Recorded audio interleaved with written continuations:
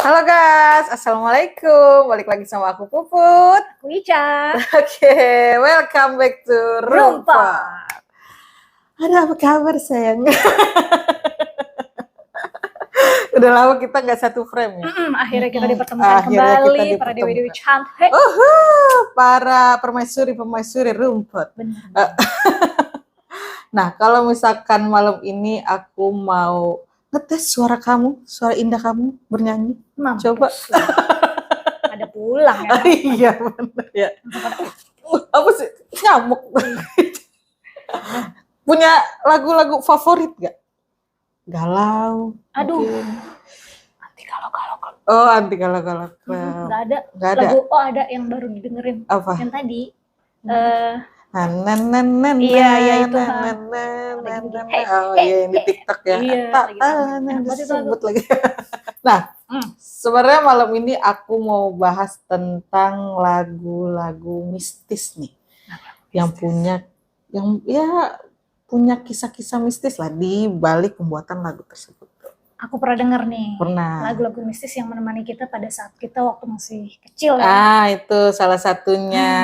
Lagu yang dulunya kita mau dong nyanyiin lagi, tapi ternyata di balik itu ada kisah misteri yang bisa dibilang menyeramkan ya. Lumayan bikin merinding sih. Iya benar. Oke, langsung aja nih kita bahas. Yang pertama apa? Yang pertama kita akan bahas ada lagu Nina Bobo.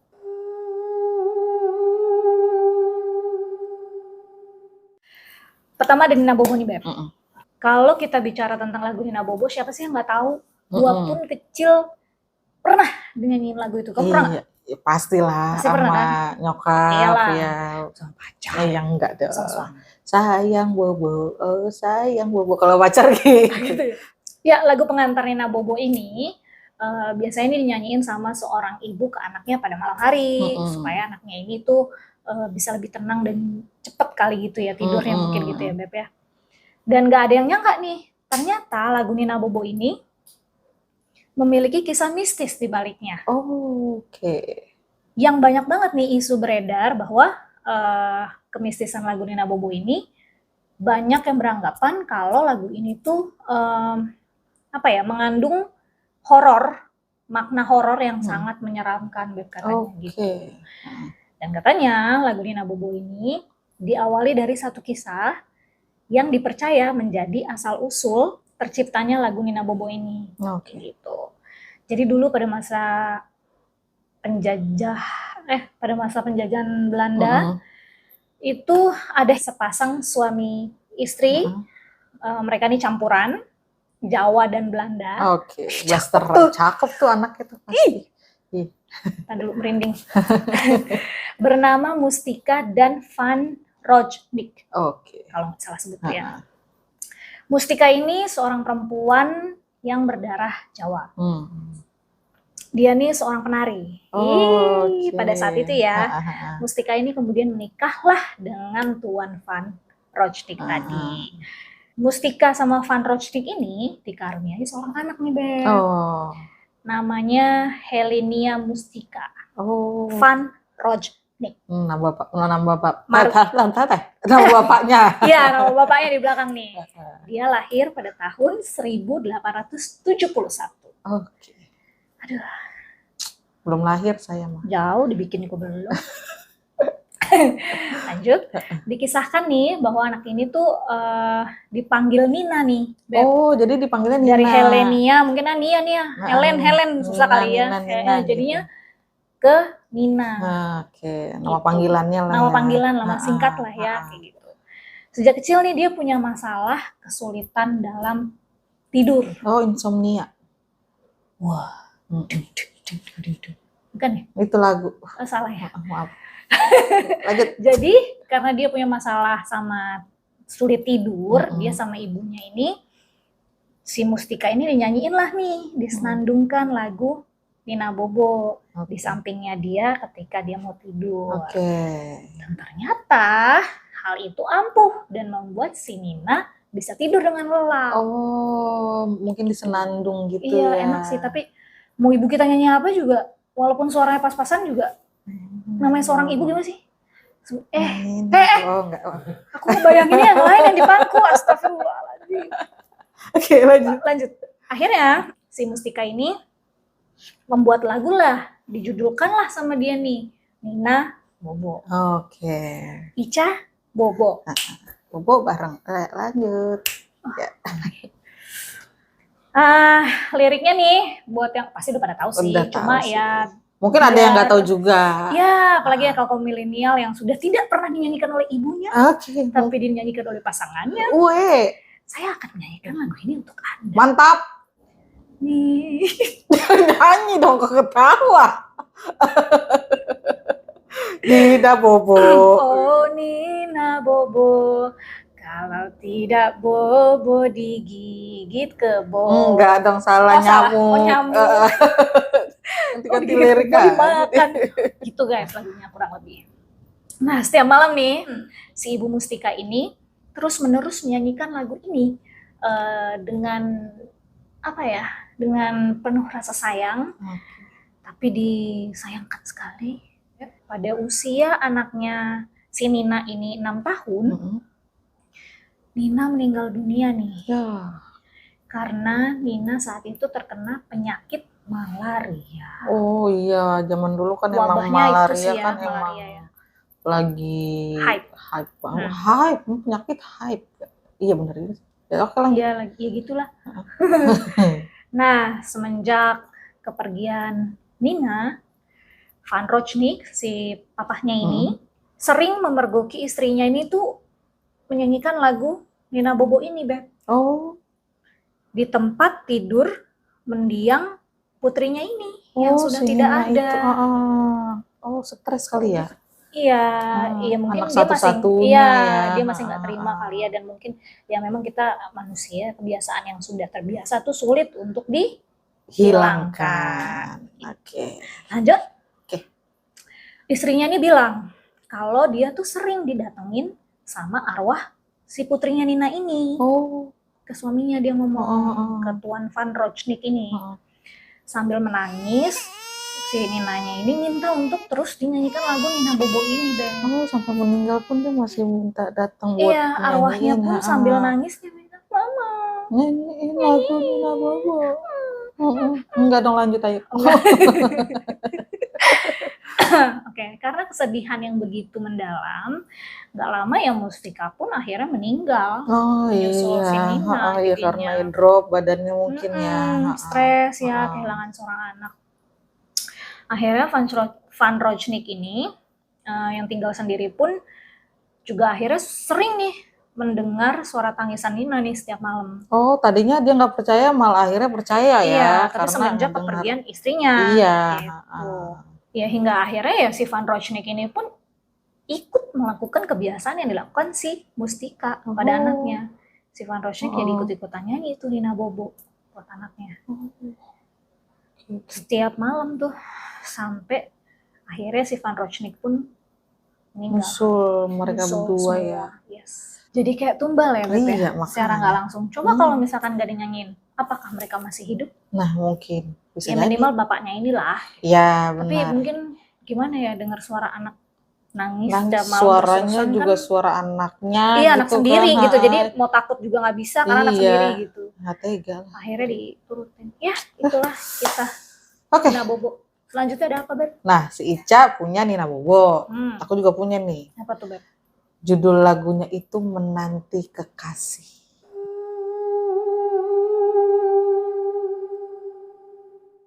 Tahu gak lagu Menanti Kekasih? Pernah dengar? Cuman kurang tahu ya. Dari seorang almarhum yang gue suka lah. Tapi kalau lagu dia bukan yang ini yang gue suka dulu sih. Cuma emang pernah dengar lagunya. Iya. Nah, lagu Menanti ini pernah populer pada tahun 2013. Nah, lagu ini dinyanyikan yaitu sama penyanyi terkenal lah sejak saat itu, almarhum Alda Risma. Nah, kita sekarang bahas sedikit nih tentang Alda Risma. Nah, Alda Risma ini mulai dikenal di industri musik ketika dia berusia 14 tahun. Masih muda. Dan saat itu dia berkolaborasi sama boy band asal Inggris. Namanya Code Red. Udah langsung internasional ya. Oh, bener. Keren. Dan dia membawakan satu lagu berjudul We Can Make It. We Can Make It. Pada tahun 1998. Nah, Alda Risma ini lama-kelamaan karirnya tuh semakin tinggi lah, semakin terkenal kayak gitu. Pas umurnya dia 15 tahun. 15, cuma setahun doang langsung. Gokil, tapi emang keren sih suaranya. Iya, emang the best legend lah pokoknya. Legend, iya masuk legend ya. Nah, ada salah satu singlenya itu yang cukup populer nih. Singlenya berjudul Aku Tak Biasa. Aku tak biasa bila kau tak ada di sini. Iya udah. Ya. Nah, lagu ini merupakan debutnya yang sukses mendapatkan respon positif di masyarakat Indonesia. Betul. Sayangnya di umur dia 24 tahun, Alda Risma ini ditemukan meninggal dunia di salah satu hotel yang ada di Jakarta. Yes, umur gue sekarang dia bengong gue. Jangan lupa di zoom tuh pasti bengong gantinya. Oke, lanjut ya. Dan dia juga saat meninggal itu diduga karena overdosis pada tanggal 12 Desember 2006. Kasihan, padahal lagi muncak-muncak gitu ya karirnya. Karirnya lagi keren-kerennya, tapi sayangnya dia terkalahkan oleh narkoba. Narkoba. Bukan ya. Stop narkoba. Jangan sentuh narkoba ya guys. Jangan. Mantap. Oke, lanjut ya. Nah, sekarang kita balik lagi nih soal lagu Menanti Kekasih. Nah, ternyata lagu yang dinyanyikan oleh Alda Risma ini menyimpan sebuah misteri nih, Beb. Kenapa tuh? Nggak hanya liriknya aja nih yang aneh. Iya. Tapi ternyata lagu ini mengandung cerita mistis di baliknya. Nah, banyak orang yang beranggapan lirik ini sangat menyeramkan. Mau tahu nggak liriknya? Coba kita rewind lagi. Pasti ada banyak yang lupa. Malam sunyi, mantap. Mantap. Ku sendiri duduk sepi di atas pohon. Kayak gue tahu tuh siapa yang duduk. Ku biarkan rambutku. Nah, kan udah terurai. Tanpa kaki. Nah, Encang Angge. Enggak ya? Langsung refnya aja ya? Iya. Ku menanti kekasihku. Pokoknya yang belum mati, kapan mati kekasihku, ayo mati bunuh diri biar kita jumpa lagi. Tuh kan. Persis, Beb. Kan? Sama yang memang. Iya, emang yang kejadiannya kan emang Alda Rismanya dulu yang meninggal. Yang duduk di situ ya begitu. Kangkang kaki nih. Wow. Oke, lanjut ya. Nah, katanya lagu ini dipopulerkan oleh Alda Risma selesai dia merekam suaranya itu waktu 3 hari sebelum dia meninggal. Innalillahi wa inna ilaihi raji'un. Merinding juga gue. Nah, tapi nih Beb, anehnya nih ya, pas dia meninggal kan ada hasil otopsi nih dari rumah sakit kan ya. Nah, rumah sakit mengatakan bahwa Alda Risma ini sudah meninggal selama 7 hari ketika dia ditemukan nih. Dan bisa dikatakan bahwa lagu ini itu dibuat ketika Alda Risma sudah meninggal. Wah, gue gak bohong. Ini biasanya kan di tangan, gue merinding. Pas dia ngomong 7 hari sebenarnya dibuat sudah di sini say. Ya iya bener kan, coba bayangin. Dia meninggal tanggal berapa tuh tadi? 12 ya? Iya. 12 Desember. Terus ditemuin sama di otopsi. Isunya 3 hari. Iya, isunya 3 hari. 3 hari dia mati sebelum mati dia buat lagu ini. Iya, tapi hasil otopsinya itu 7 hari dia udah dinyatakan meninggal. Nah, terus siapa yang datang ke studio rekaman terus nyanyiin lagu Menanti Kekasih coba? Udah kamu totalitas banget. Sampai kamu meninggal. Udah jadi kamu masih berkarya. Sengko tuh. Tapi serem loh. Iyalah. Iya kan? Bukan serem lagi, aku aja merinding sampai kesini. Ya iya, lu udah bilang lu udah mati 7 hari tapi lu nyanyi ke rekaman suara lu ada. Populer lagi. Nah. Mantap almarhum Alda Risma. Habis berkata-kata. Oke, lanjut. Lanjut. Udah. Lalu masih merinding guys. Tadi udah Nina Bobo, Puput udah ngasih tentang lagu Alda Risma yang Nanti Kekasih. Keren banget itu loh. Dan sekarang gua akan kasih lagu yang pasti anak zaman sekarang juga tahu nih. Wah, mantap. Apa itu? Karena nggak ada matinya. Iya. Sevia dari Sheila on 7.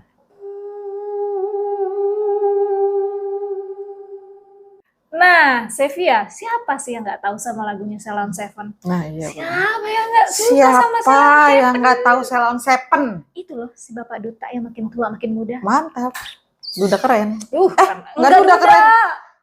Sugar Daddy. Yo. Mantap. Mau ngomong Sugar Daddy maksudnya kenapa jadi Duda keren? Nah, band Sheila on 7 ini nih, mereka nih berasal dari Yogyakarta kan ya, pasti tahu dong, ya kan?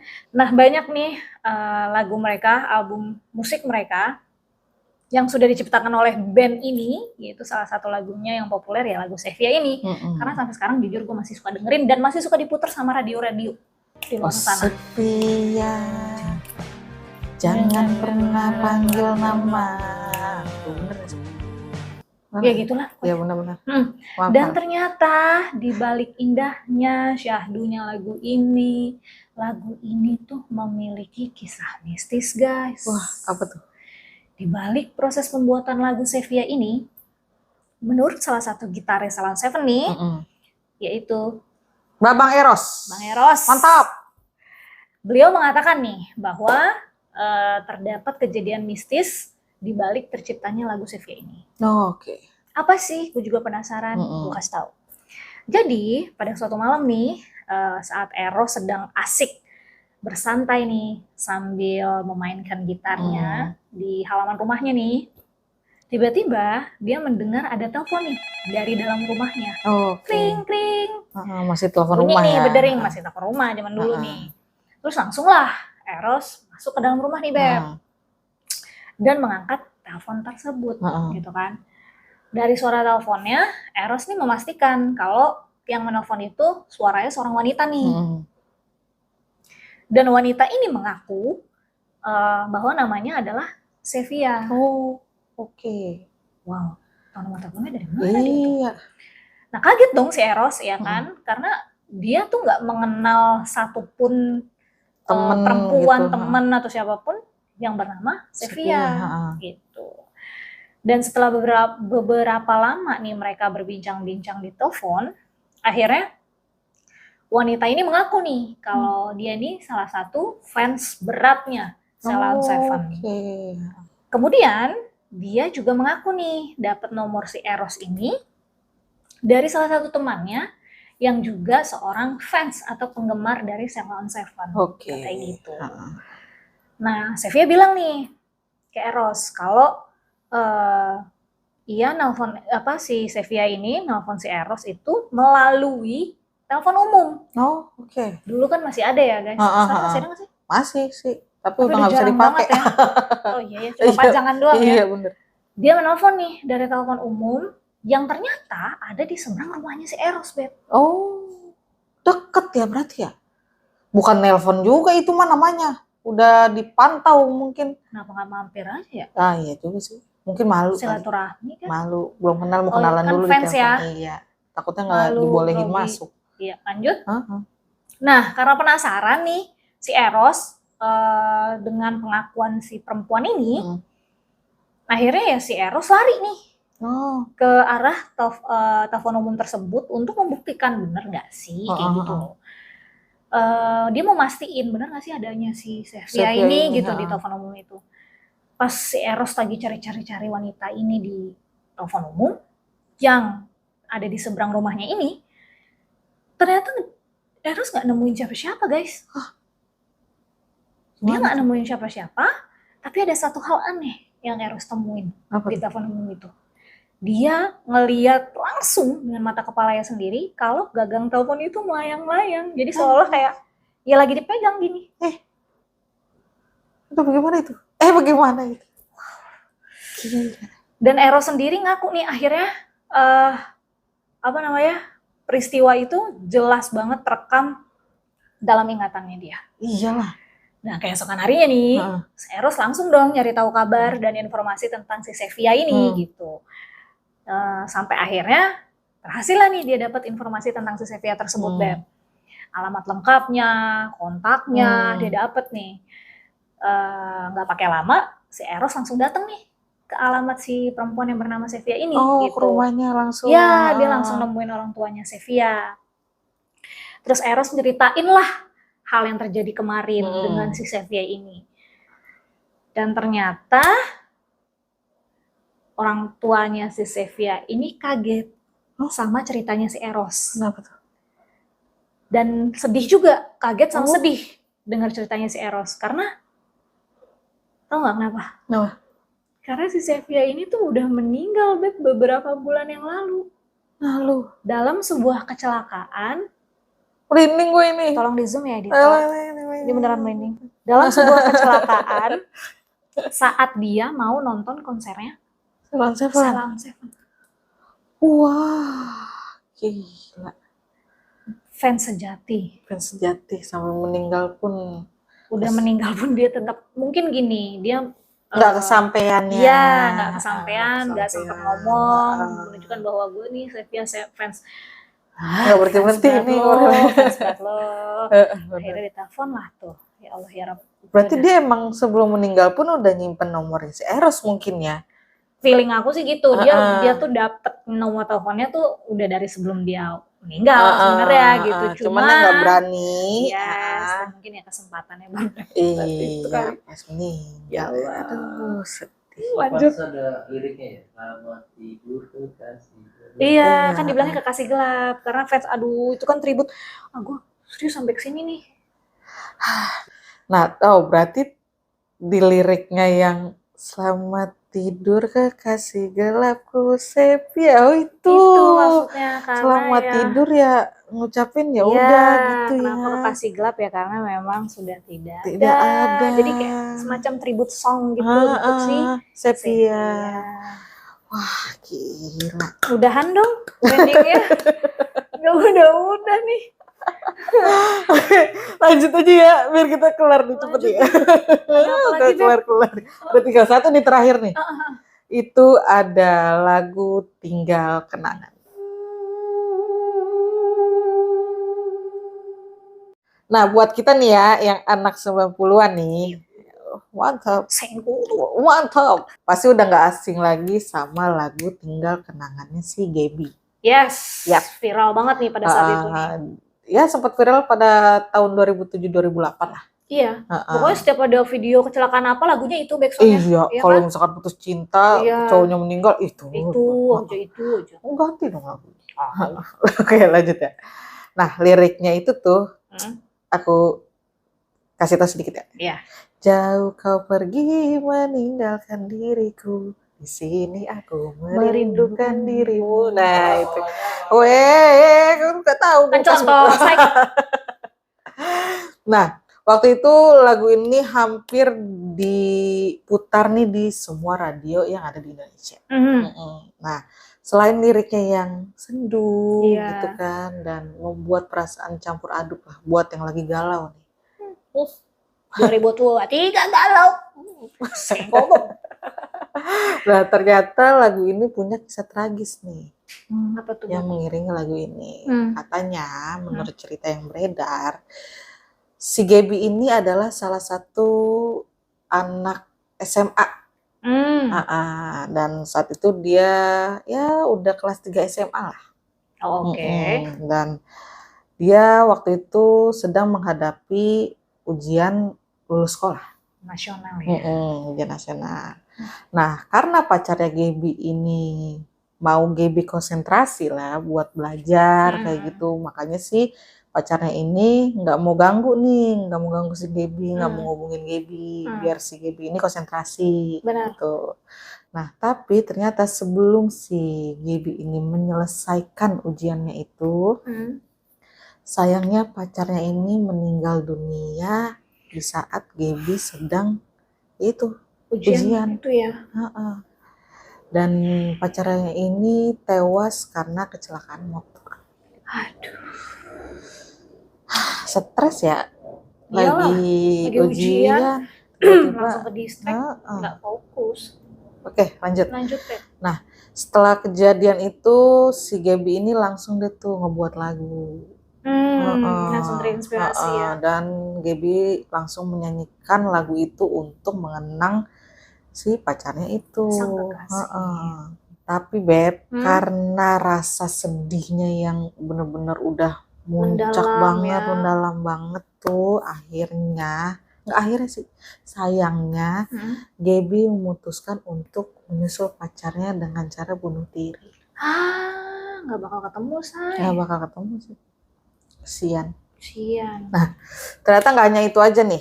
Ternyata misteri kematian Gaby ini juga muncul dalam bentuk cerpen karya seorang blogger bernama Agnes Danovar. Pernah lihat sekelebet. Iya. Nah, Agnes ini mengaku mendengar lagu itu pertama kali dari seorang temannya di Bali. Nah, dalam cerpennya itu menceritakan bahwa Gaby ini mempunyai pacar bernama Popo. Dan mereka ini bersama-sama mendirikan sebuah band. Nah, tapi sayangnya saat si Gaby ini manggung, Popo ini nggak bisa hadir nih. Karena saat itu si Popo ini dalam keadaan kritis, sakit di rumah sakit. Berarti emang lagunya buat pacarnya yang meninggal gitu. Nah, sayangnya si Popo ini dikabarkan meninggal dunia. Nah, saking sedihnya si Gaby ini menyanyikan lagu Tinggal Kenangan itu di atas panggung untuk mengenang si Popo. Tribute song juga untuk tapi kalau yang ini ceritanya ya Gaby nggak bunuh diri. Jadi ada dua versi cerita. Iya, karena kalau bunuh diri juga kita nggak akan dengar lagunya. Iya benar, ini ada lagunya. Tapi emang lagu itu viral banget sih saat itu. 2007-2008. Ya, setiap ada kejadian apapun. SMP. Backsound. SMP kan? Iya SMP. Iya SMP. Aku masih SMA gue. SMA gue 2008. Emang SMA ya? Kelas 1. 8 semua. Iya, gue lulus 2010. Oh iya benar. Saya di sini semua udah. Enggak, oke. Oke. Segitu guys. Segitu aja cerita. Bukan cerita sih, lagu-lagu yang mempunyai kisah mistis ya. Informasi singkat di balik pembuatan lagunya. Yes, yang sangat ya menyeramkan juga, merinding. Tragis juga, bikin merinding juga. Yes, kayak wow juga. Wow juga. wow lah pokoknya. Luar biasa. Udah buat teman-teman nih, teman-teman rumput yang ya mungkin tahu juga nih ada lagu-lagu selain 4 yang kita udah bahas tadi, ini. Boleh silakan absen di kolom komentar ya, kasih tahu kita. Atau mau datang langsung sini juga. Jadi narasumber boleh. Boleh banget. Kenalan sama kita semua. Ini ada pintu nih kebuka nih. Bener. Buat narasumber yang mau menceritakan langsung kisah mistisnya. Yes. Dan jangan lupa juga sahabat rumput. 1K dong, 1K juga dong. 1K update terus. Kenapa? Akan ada giveaway. Mantap. Gue doyan nih. Bagus-bagus lagi giveaway-nya. Juga sih. Iya, maaf. Gue aja jadi pengen keluar juga ini. Ayo dong, ajak teman-temannya buat subscribe. Share juga ke semua teman-temannya sosial media yang kalian punya. Teman-teman lo punya, keluarga, emak, bapak, komen yang banyak tuh di bawah. Semua komen dan jangan lupa juga jempolnya. Jempol.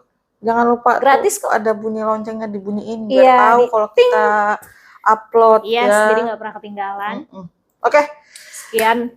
Terima kasih. Enggak dong. Segitu aja pokoknya. Segitu aja pokoknya, makasih banget. Maaf kalau ada salah-salah kata. Ya, sudah selalu support Rumput. Bener. Gua Ica. Gua Puput. Kita pamit undur diri. Sampai ketemu di next episode. Wassalamualaikum warahmatullahi wabarakatuh.